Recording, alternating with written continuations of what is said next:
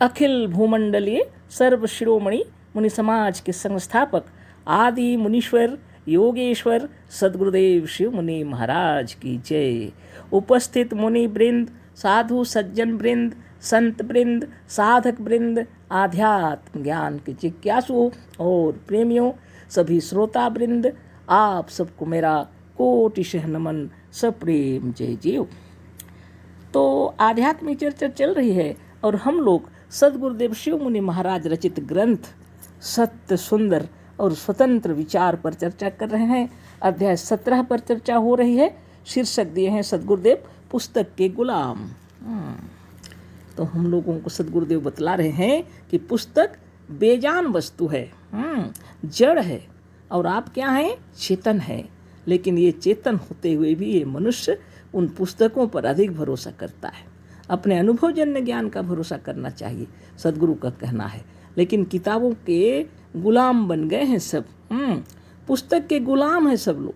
अगर वो किसी धर्म संप्रदाय के हैं तो उस धर्म संप्रदाय की किताबों को मानते हैं, और उसमें अगर लिखी हुई है तो मानेंगे, नहीं लिखी है तो नहीं मानेंगे, और दूसरे संप्रदाय की किताबों को गलत साबित करते हैं, है ना।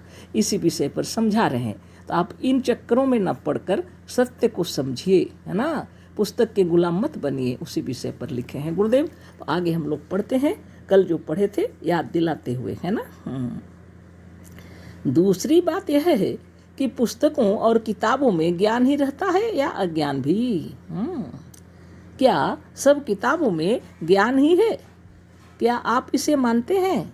आप आर्य समाजी हैं या बौद्ध? आप आर्य समाजी हैं। अच्छा, तो क्या कुरान, इंजील और धम्मपद में सब ज्ञान ही ज्ञान है? यदि ज्ञान ही ज्ञान है तो आप उसे क्यों नहीं मानते? हमारे कुछ पाठक कहेंगे कि हम तो सनातन धर्मी हैं, तो तुलसीकृत रामायण के भी प्रत्येक पद को ब्रह्म वाक्य समझते हैं। समझें, हम उस बात पर अभी कुछ नहीं कहना चाहते। हम केवल यह पूछते हैं कि रामायण की तरह क्या सब ग्रंथों और किताबों में ज्ञान ही ज्ञान है या अज्ञान भी? क्या सत्यार्थ प्रकाश में भी ज्ञान है?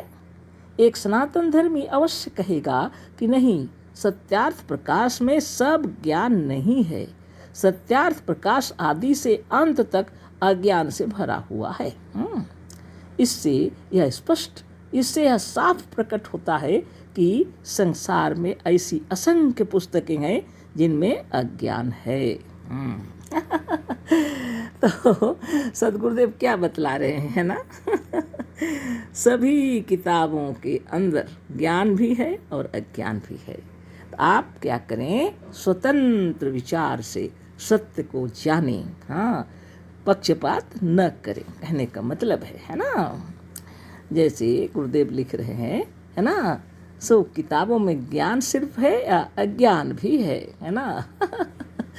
तो हमारे कुछ पाठक कहेंगे कि हम तो सनातन धर्मी हैं, जो तुलसीकृत रामायण के भी प्रत्येक पद को ब्रह्म वाक्य समझते हैं। सनातन धर्मी है तो तुलसीकृत रामायण के प्रत्येक वाक्य को ब्रह्म पद समझेंगे, निश्चित रूप से, है ना। समझें, उसमें कोई बात नहीं बोल रहे हैं गुरुदेव। समझें, हम उस बात पर अभी कुछ नहीं कहना चाहते।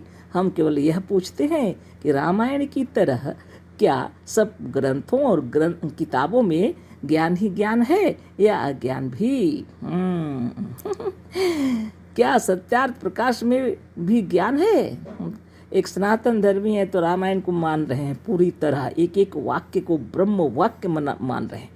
लेकिन अगर उन्हीं से कह दिया जाए क्या सत्यार्थ प्रकाश में भी ज्ञान है, तो एक सनातन धर्मी कहेंगे, अवश्य कहेगा, क्या कहेगा? नहीं, सत्यार्थ प्रकाश में सब ज्ञान नहीं है। सत्यार्थ प्रकाश और आदि से अंत तक अज्ञान से भरा हुआ है। अब उसका दृष्टिकोण वो बोल रहा है। इससे साफ प्रकट होता है कि संसार में ऐसी असंख्य पुस्तकें हैं जिनमें अज्ञान है। तो आपका दृष्टिकोण, आपके सोचने समझने की शक्ति अगर बंधन में घिरी हुई है, किसी धर्म संप्रदाय के भीतर बंधी हुई है, तो आपको सच्चा ज्ञान नहीं होगा। आपकी किताबें आपको अच्छी लगेंगी, दूसरों की किताबों में झूठ दिखाई पड़ेगा। और आपकी किताबें ब्रह्मवाक्य दिखलाई पड़ेंगी। इसी को समझाने की कोशिश की है सदगुरुदेव। जिन बातों को लेकर के इतने दंगा फसाद हो जाते हैं, है ना, लड़ाई झगड़े हो जाते हैं, हम उस सबसे ऊपर हम लोग को जाना पड़ेगा। आगे पढ़ते हैं। अच्छा, तो अब यह बतलाइए कि किस पुस्तक में अज्ञान है और किस पुस्तक में ज्ञान है, इसे कौन बताता है? सदगुरुदेव बोल रहे हैं, अब ये बतलाइए कि किस पुस्तक में अज्ञान है और किस पुस्तक में ज्ञान है, इसे कौन बतलाता है? पुस्तकों की अच्छाई और बुराई को बताने वाला आप या समझने वाला कौन है? इसको बताने वाला या समझने वाला कौन है? हम कहते हैं हमारी आत्मा या उसकी प्रतिनिधि रूपिणी बुद्धि। हमारी आत्मा या उसकी प्रतिनिधित्व करने वाली बुद्धि ही है ना। मनुष्य स्वयं विचारता है कि अमुक पुस्तक अच्छी है, अमुक बुरी। सदगुरु की वाणी सुंदर है। मनुष्य स्वयं विचारता है कि अमुक पुस्तक अच्छी है, अमुक बुरी। पुस्तकों का परीक्षक मनुष्य है, पुस्तक मनुष्य के परीक्षक नहीं है। पुस्तकों का परीक्षक मनुष्य है, पुस्तक मनुष्य के परीक्षक नहीं है कि पुस्तक उड़ उड़ करके चला जाए किसी के पास। ऐसा कभी नहीं होता। मनुष्य सभी किताबों को पढ़ सकता है, बंधनों से परे वह सभी किताबों का अध्ययन कर सकता है। किताबें नहीं कहेंगी कि नहीं नहीं तुम सनातन धर्मी हो तो सत्यार्थ प्रकाश वहाँ से भाग जाएगा, ऐसी बात नहीं है। किताबों, पुस्तकों और ग्रंथों के रचयिता भी मनुष्य है। जितनी किताबें हैं, पुस्तक हैं, ग्रंथ जो भी कहिए, सबके रचयिता मनुष्य हैं। गुरुदेव कह रहे हैं वेद अच्छा है या कुरान, इसे किसने निर्णय किया? मनुष्य ने। सत्यार्थ प्रकाश सत्य है या रामायण, इसे किसने जाना? मनुष्य ने। किताबें जड़ हैं, मनुष्य चेतन है। पुस्तक और ग्रंथ मनुष्य के गुलाम है। पुस्तक और ग्रंथ जो है पुस्तक और ग्रंथ मनुष्य के गुलाम है, मनुष्य पुस्तकों का नहीं। पुस्तक और ग्रंथ गुलाम है, जिसको उठाइए पढ़िए वो भाग नहीं सकता। मनुष्य पुस्तकों को गुलाम नहीं है। पर आश्चर्य यह है कि मनुष्य ही ग्रंथों और किताबों का गुलाम हो रहा है। पर आश्चर्य तो यह है कि मनुष्य ही पुस्तकों और किताबों का गुलाम हो रहा है। धर्म संप्रदाय गढ़ के रखा है, अपने अपने स्पेशल किताबें गढ़ के रखे हैं, है ना।